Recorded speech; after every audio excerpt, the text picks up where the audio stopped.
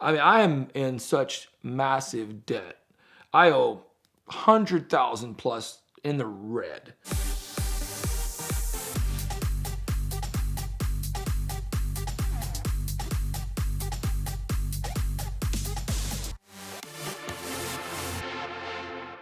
YouTube can be a wonderful tool for a business owner. So I actually have my own YouTube channel, Euro Asian Bob. It's funny because I'm a little bit conflicted, right? I have a YouTube channel, but I'm not a YouTuber. And it's kind of goes back with Tyler. It's kind of funny, like all the YouTube channels that have sprung up out of Wichita and the car culture. And Tyler's had an incredible impact on a lot of people around him, including myself with our history. Tyler and I, we go way back. We go back to about '08, I believe, is when we first met. I was the president of the Mercedes-Benz Club. So I get this email from the secretary that this young gentleman named Tyler Hoover had emailed her, and he has all these crazy ideas. So we immediately connected. He come to a Mercedes-Benz Club event. And, we hit it off from the beginning. We just had passion for cars, loved the Mercedes-Benz mark. And Tyler and I ran the club for several years. Me and Tyler was trading parts and car deals from the beginning. He was coming to my salvage yard and going through my stuff, and he'd see something he liked. And then, he started his YouTube channel. And what was kind of funny is that 6.9 Mercedes that I sold him, before he had Hoovie's Garage, he just had a YouTube, Tyler Hoover or something like that.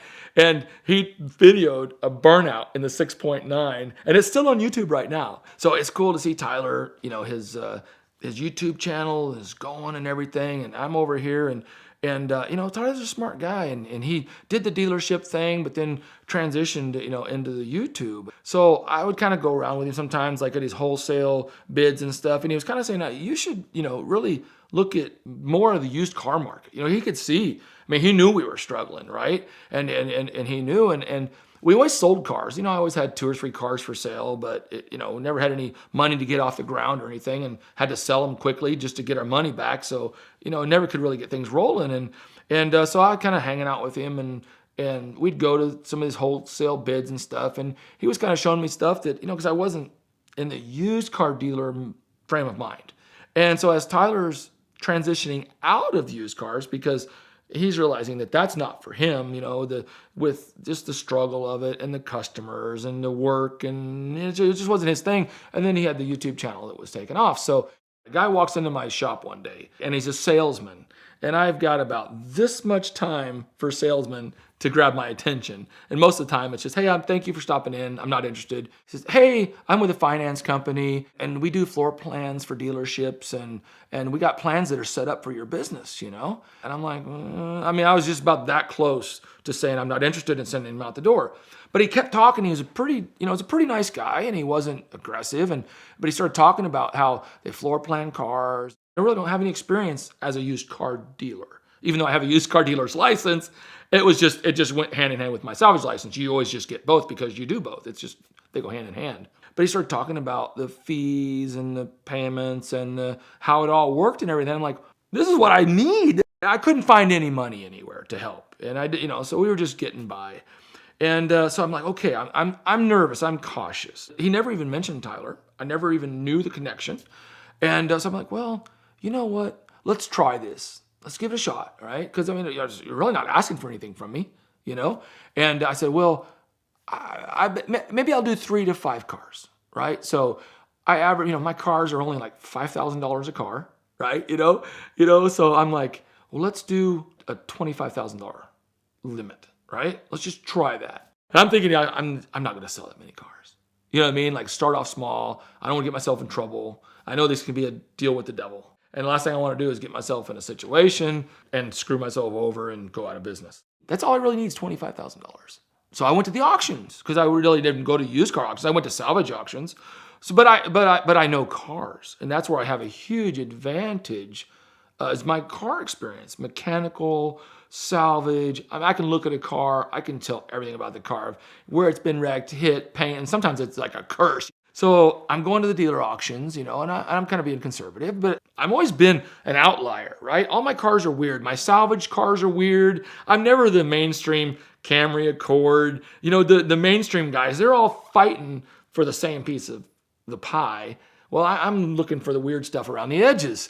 And so I'm picking up cars, the stuff that people don't want, because I know these cars. And the European cars, or a lot of new car dealers are, they're kind of afraid of them because they're afraid of the repairs and they're afraid of the parts. Well, this is my business. So I'm picking up these cars, and some of them need a few things. Some of them are just flat out just great cars and deals, and nobody wants to deal with it. So I start turning cars. I'm buying them, I'm selling them, I'm paying these guys their money. And I mean, it's just going like clockwork. And these guys come in and they're like, well, let's bump it to 50. And I got 10 cars. And now, and I'm selling them, and it's working, and I'm paying them off, and it's working like it's supposed to. They're making money, right? And it's high interest. But the thing is, though, is my margins are good. And so I'm making money. It's a win-win situation. The next thing you know, we're $100,000, $150,000. I mean, I am in such massive debt. I owe 100,000 plus in the red. I owe this salvage yard $10,000. I owe this salvage yard $15,000. Right? I owe all these because I'm buying parts so I'm selling my parts, but I'm also brokering parts. And I'm a pretty principle-oriented guy, so I'm working my butt off. I mean, I'm out there in the snow with a headlight on at night pulling parts. So going back to the used cars, I'm making something work. It's something new. And it's like a fish to water. So all of this, really kind of started about 5 years ago. Before this shortage, we would have probably 30 or 40 cars in stock. Some of them, not all of them. We usually would have 20 to 30 actively listed for sale. People go to my website, EuroAsianAuto.com, and it's kind of cool because it's like, literally, people say, you literally have a car for everybody. And that's like the best compliment. And what I didn't know was Tyler was the one that had sent that initial guy in. I didn't even find that out until years later when I was talking with Tyler. He said, oh yeah, I sent Jose in. I'm like, you did? I'm like, oh my gosh, you saved our life. So Tyler, he grows and he becomes a YouTube personality, celebrity, and cracks 1 million plus subscribers. And that's cool. And I'm like his biggest cheerleader and his fan. And, and him starting out on his channel, it actually helped me because now I've got an inventory of all kinds of weird cars, right? So early on in Tyler's channel, he would come over to my dealership and grab cars all the time. And I can't count how many cars that Tyler's done videos of mine, whether they were just my cars that he came by and grabbed and did his own review take on it, or one that he bought from me, or one that he bought through me. And as he grew, he helped me grow, but it helped him too with material. So we're both just doing our thing. So he kind of is like, there's guys, just dealers that have YouTube channels, and they show their cars on the channel. He's like, you ought to check out a couple of channels. And he gave me a reference of a couple of channels. And look and see what these guys are doing. And I'm like, that's not really me. I'm not a YouTuber. And I'm seeing some of these channels of dealers. And I mean, they've got lots of subscribers and lots of views. And I'm like, this could be valuable. And it's funny, I credit the car wizard, David at Omega Auto Clinic. Because I would take cars to him, and he's work on my cars. He's an awesome mechanic, and so it was a win-win with me and the wizard also, because he would do great repair work on my cars, and then he would have content to build his channel. So we're all like just sharing all these cars, and they're getting passed around. So Wizard always referred to me as Euro Asian Bob. That he's the one that gave me my name. So I set up Euro Asian Bob. And I throw a few little videos out there, just some little stuff, just trying to get my feet wet. So I start doing cars, and my first cars, I'm like, I'm going to keep this simple. I just do it with my phone. I'm going to, take it for the most part. It's like whatever section that I'm doing, if I'm walking around the car, that's pretty much, my videos are like 2 or 3 clips put together. That's it. And I intentionally, because I see how hard Tyler works and the production and all these guys. And I don't have that kind of time. If something happens organically, so be it. I want you, the customer, to see my car. I see these cars everybody buys, Tyler buys and stuff, and they're just getting it in and they're getting screwed and they're getting lied to. And I've gotten lied to. And I want to try to be different. I want to try to, it's just like, it's a car. It's not perfect, and it's priced accordingly. I'm not saying, and so I get the car and I just do my walk around, but I take the time and I go and I zoom in on every scratch. So I start making videos of my weird and unique and special cars. Not all my cars, right? But just kind of cool ones that I think that YouTube might like, and or somebody that's going to buy this car is probably going to be out of town.